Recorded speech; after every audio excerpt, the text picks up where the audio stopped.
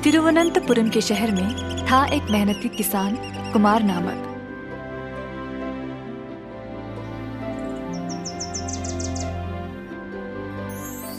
कठोर परिश्रम से उसने काफी पैसे कमाए। उसकी पत्नी का नाम था सुगना। कई सालों तक उनके कोई बच्चे नहीं हुए। बहुत पूजा पाठ के बाद भी उनको औलाद का वरदान नहीं मिला।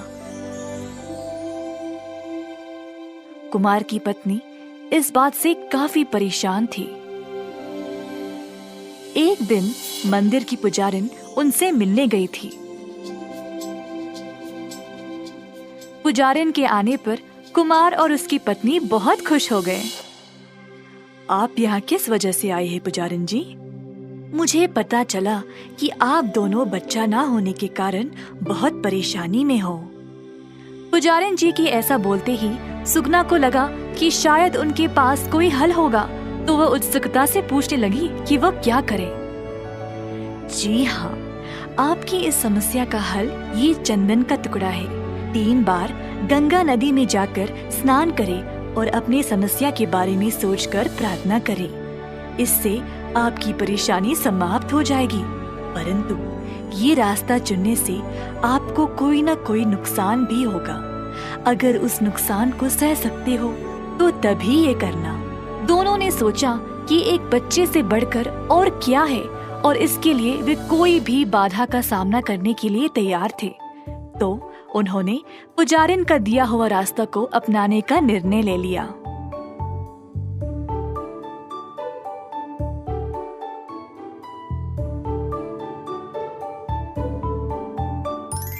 सुगना फिर गंगा के तट पर गई और चंदन का टुकड़ा अपने हाथ में लेकर प्रार्थना की। अपने मन में अपने बच्चे की चाहत के बारे में सोचकर 3 बार नदी में अपने आप को डुबोया। कुछ ही समय में सुगना ने जुड़वा बेटियों को जन्म दिया। कुमार और उसकी पत्नी खुशी से झूम उठे और उनको सीता और गीता का नाम दिया। दोनों लड़कियों को बहुत प्यार से बिना भेदभाव किए बड़ा किया, परंतु आसपास के लोगों ने ऐसा नहीं किया। 2 बहनें हमेशा साथ रहते थे, साथ खाते थे, सोते थे और दोनों के एक ही दोस्त थे। साथ साथ पढ़ाई और खेल कूद में कई साल बीत गए। जैसे दोनों बड़े होने लगे, गीता को ज्यादा महत्व मिलने लगा और सीता इस बात को देखने लगी।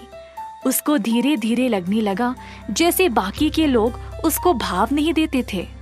कपड़े चुनते समय भी सबसे पहले गीता चुनती थी और फिर सीता।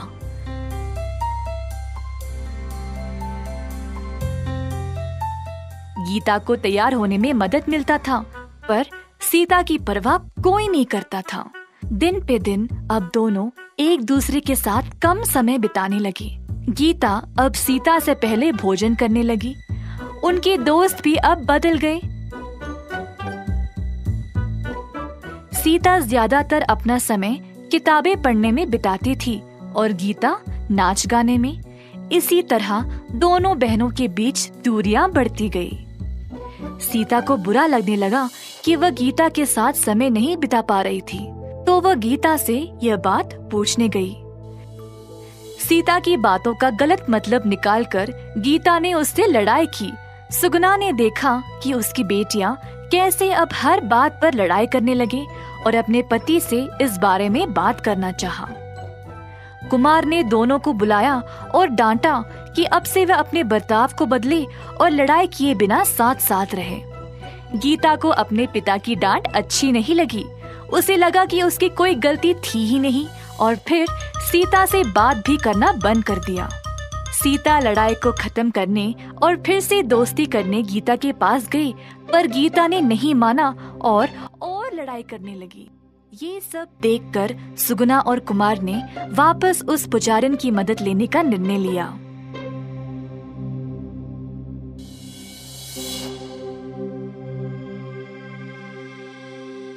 मैंने आपको पहले ही चेतावनी दी थी कि उस जादू से कोई ना कोई मुसीबत का सामना करना पड़ेगा। कोई बात नहीं, मैं आपकी मदद करूंगी।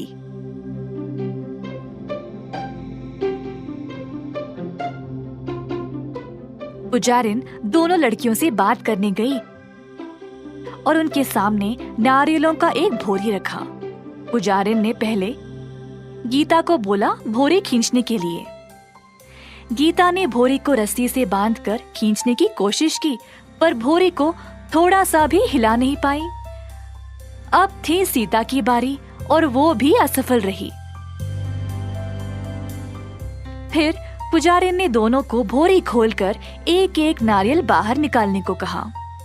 तो सीता और गीता ने कुछ ही समय में सारे नारियलों को बाहर निकाल दिया। तो लड़कियों, इससे क्या समझ में आया? सीता और गीता को समझ नहीं आया और बस एक दूसरे की ओर देखने लगे। मैं समझाती हूँ, कोई भी परेशानी हो तो हमेशा एक साथ उसका सामना करना, फिर तुम उसको आसानी से पार कर पाओगे। अगर एक दूसरे का साथ नहीं दोगे तो कोई भी परेशानी का सामना नहीं कर पाओगे। तुम दोनों बहनें हो और जीवन भर एक दूसरे का ध्यान रखना चाहिए। तुम्हारे माता पिता हमेशा के लिए नहीं रहेंगे, केवल तुम दोनों ही एक दूसरे का सहारा हो। गीता को अपनी गलती का एहसास हुआ और अपनी बहन का महत्व। उसने सीता से माफी मांगी और फिर दोनों पहले जैसे साथ साथ रहने लगे। उनका रिश्ता अब और भी ज्यादा मजबूत हो गया। सुगना और कुमार अपनी बेटियों को आपस में सुझाव करते देख बहुत खुश हो गए। इस कहानी से हमें ये सीख मिलती है कि बाहरी रूप महत्वपूर्ण नहीं है, सबसे आवश्यक चीज परिवार होता है।